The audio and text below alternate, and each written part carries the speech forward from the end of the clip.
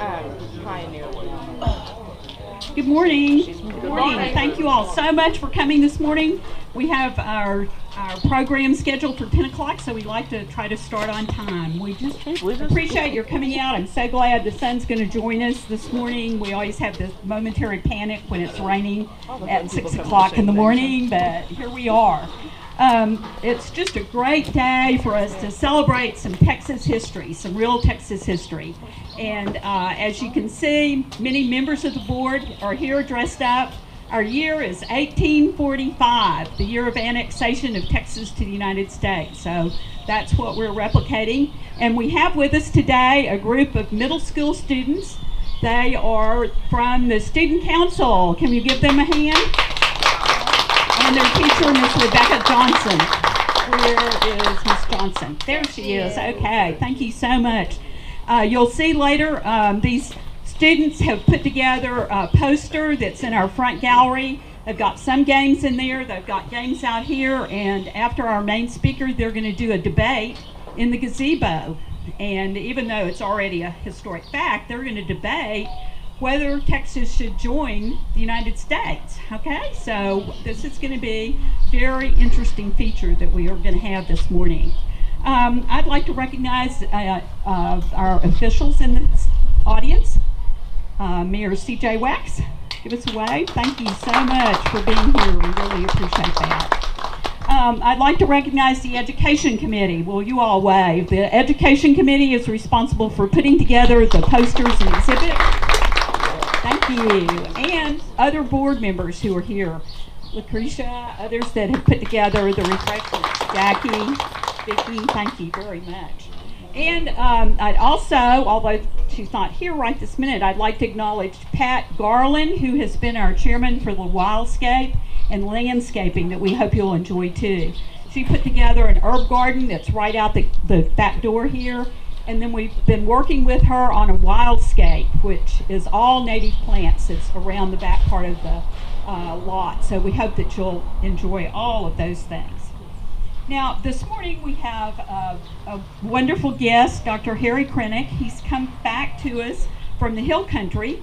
He had retired here about 15 years ago, but then moved to the Hill Country to be closer to his grandchildren. We all understand that. What's really, really interesting to me is that Rockport was where he began his teaching career, fresh out of college. Can you imagine? So he's back here, and several people had him or were in high school when he was teaching there, right, Rosie? Yes. And Vicki, and maybe some others. And of course, his high school principal is here. Where are you? Okay, thank you very much, Chester Barry. It's really fun. It's like old home week to have all these folks here. But Dr. Krenek went on to Saul Ross and then was actually president of West Texas College for about 15 years. So he retired here and began also teaching over at Del Mar and at A&M Corpus Christi. So he has a long history in the field of history education. So right now, will you join me in welcoming Dr. Harry Krenek?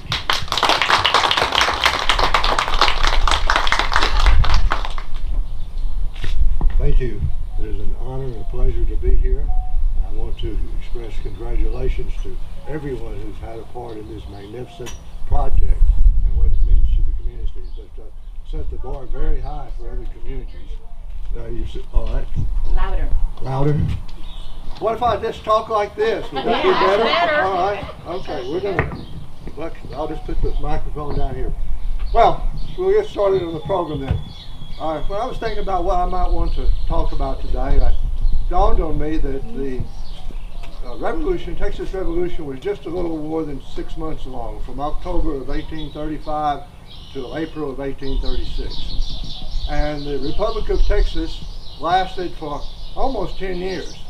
And I dare say that for most of us, we can talk a lot more about the Revolution than we can the Republic of Texas. So I thought there might be a time for us to look back at the period of the Republic and look at some of the highlights and some of the things that were happening, what was happening in the Republic of Texas during that time.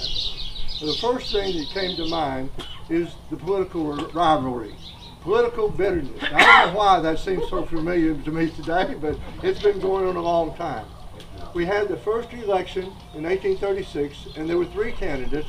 One was Sam Houston, one was a man named Smith, and then Stephen F. Austin. Stephen F. Austin was a very reluctant candidate, but he was the third candidate. And we elected Sam Houston. And Sam Houston was opposed by a man named Lamar, Maribel Lamar. And so the bitterness was between the Lamar faction and the Houston faction. And primarily it was over the role of the Native Americans. Houston, as you know, had lived with the Indians, had a soft spot for them, and he felt like we could coexist. That's fine if you live close to East Texas, but he lived on the frontier, the Colorado River frontier. It was a different situation. And so Lamar's support was on the frontier. Now, as evidence of this conflict, Lamar, when he became president, the first president was Houston, and you served, the first term was 2 years, and then you served 3 years after that, but you couldn't succeed yourself. So Houston was the first president, then Lamar comes in, so Lamar moves the capital to Austin, up on the Colorado. It was what's called a forward capital. You take the capital and move it out to the edge of town, or the edge of civilization, to draw people with you, kind of like schools do sometimes. You build an elementary school, and the next thing you know, you have a housing development. Well, Austin was a forward capital to draw people to the frontier. Well, that was all well and good until we had problems with the Mexican invasion and Indian raids, and Sam Houston decided it was time to move. When he became president next, he became president after Lamar. When he became president, he decided it was time to move the capital back to East Texas. So he sent some of his men up with some wagons to take, in the middle of the night, the state documents, the land office documents.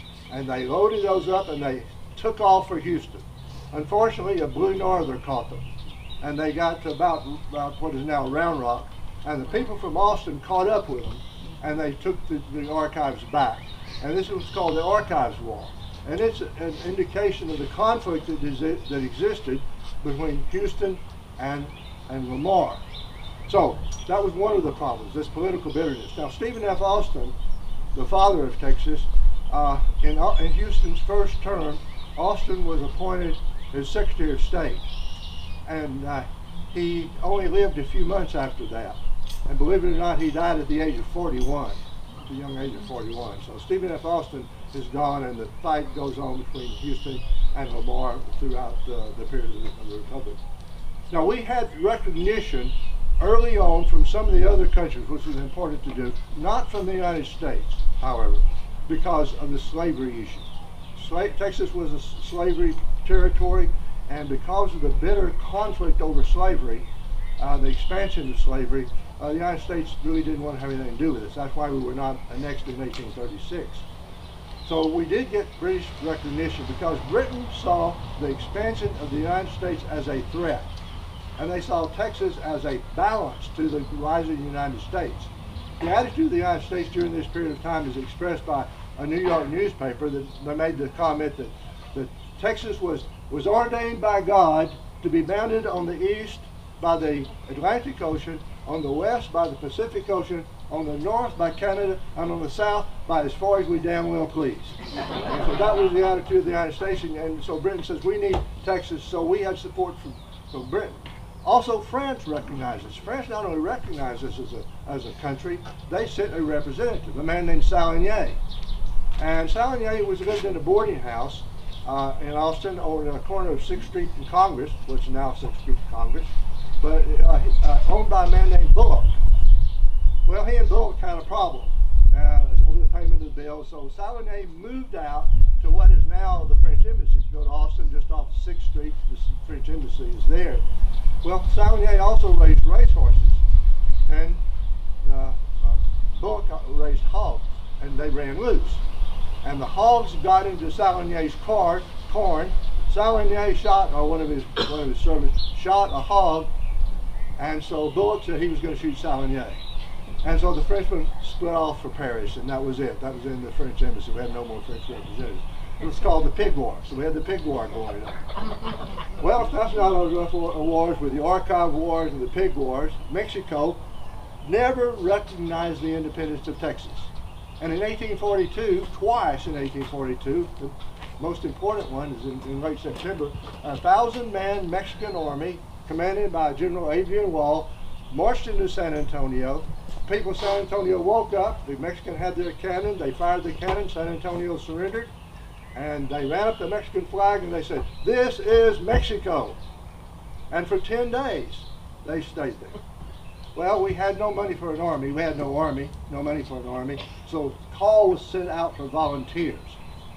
Messages went to all the little communities. They had their little militia companies. And so they all gathered eventually at San Antonio. A battle fought on the Salado between Wall and the Texan forces, and Wall retreated.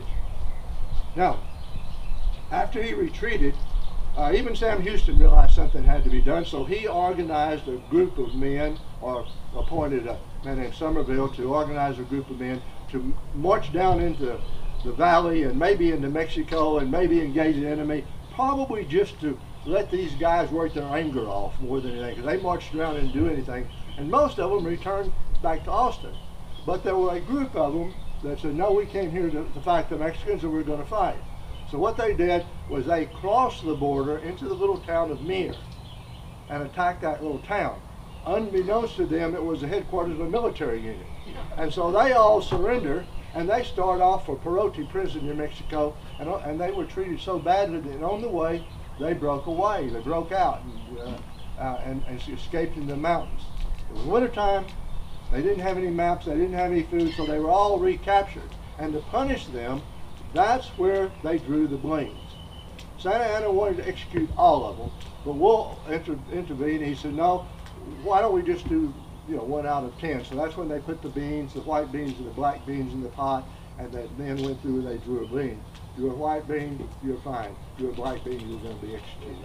And so this is the black bean incident, not in the Texas Revolution, but in 1842, as these men went on down into Mir. Well, that's not all the other problems we had. We had another problem with economics. As I said, we had no money for an army.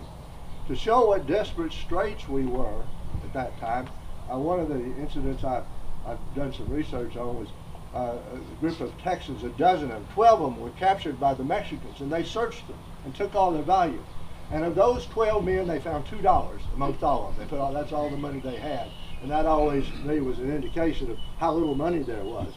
Well, the Republic of Texas, to try to get some money, they sent a group of men up to Santa Fe. We claim Santa Fe and most of New Mexico as a part of Texas. And so we sent an expedition to Santa Fe, something like 200 men and 20 wagons, to try to divert the trade from the Santa Fe Trail from Santa Fe down across Texas. Well, this group of men got up close to Santa Fe, and they found that the people of Santa Fe and the Mexican government didn't think they ought to be here. They all surrendered, so they were all taken to prison. Meanwhile, in San Antonio, mentioned that a while ago, when Adrian Wool retreated, he took the town government with him, the jury and the judges of the court that was in session, and took them back to prison. Well, the most famous man probably in that group was Samuel Maverick.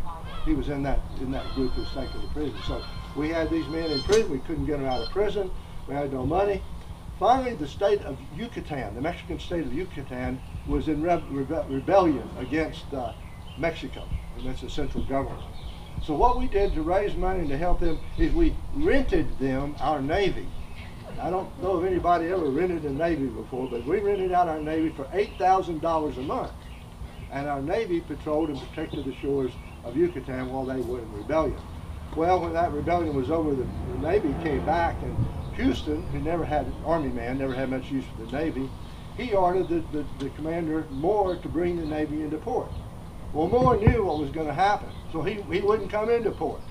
So Sam Houston declared the Texas Navy to be pirates, opened them up to attack by other nations, and Moore came into port, and sure enough, Sam Houston disbanded the Navy, and that's the end of the Texas Navy.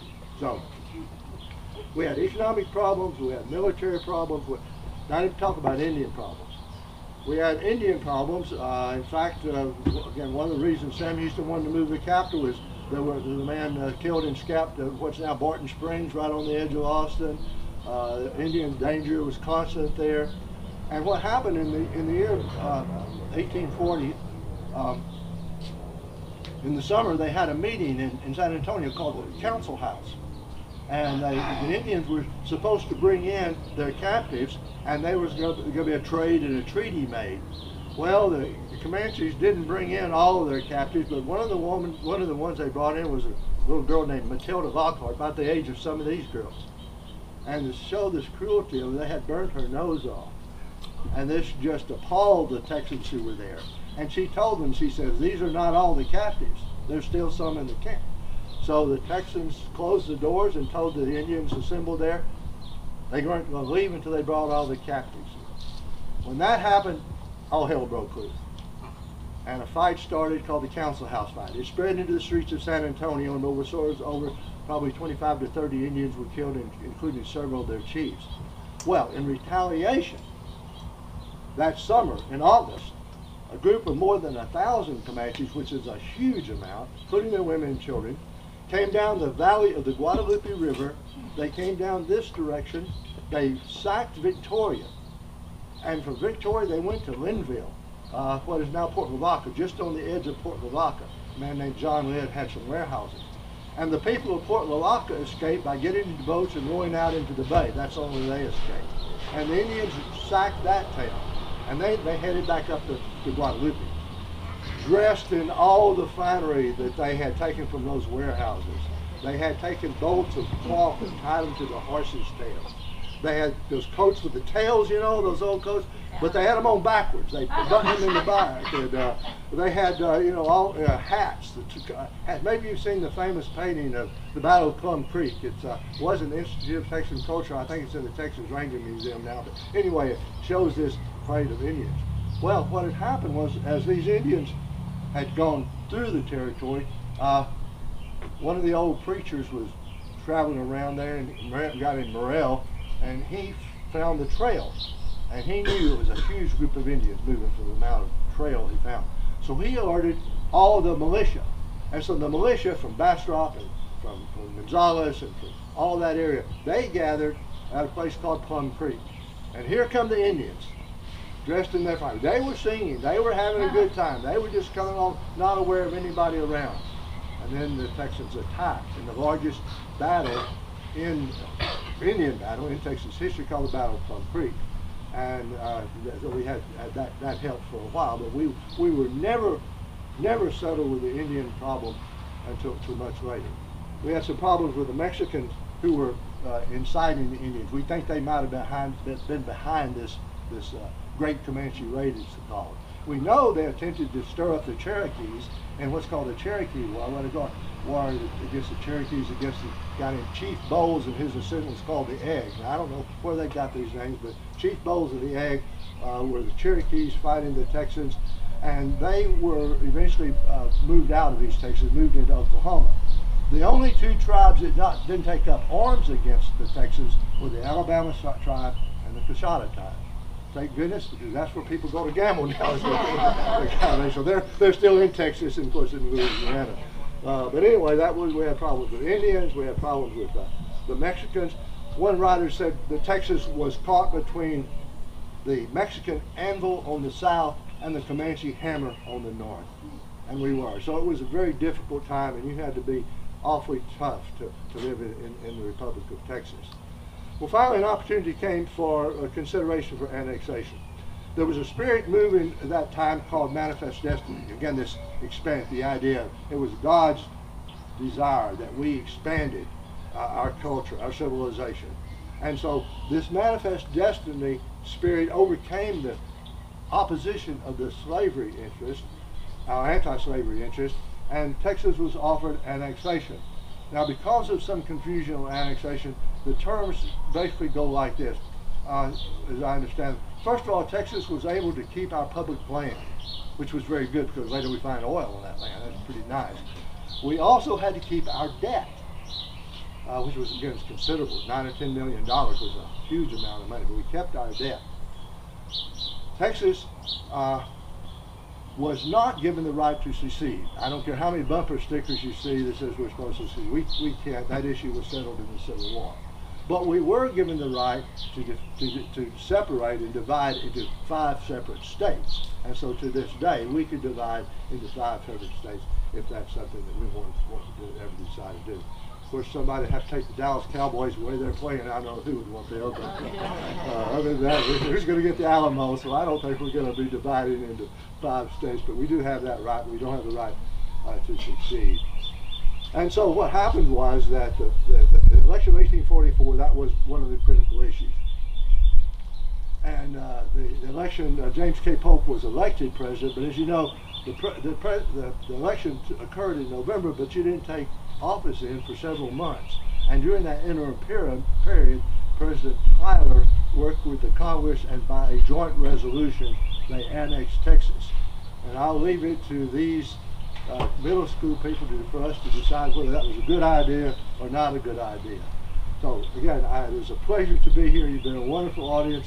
I appreciate the opportunity, and so pleased to be back in Rockport. Thank you.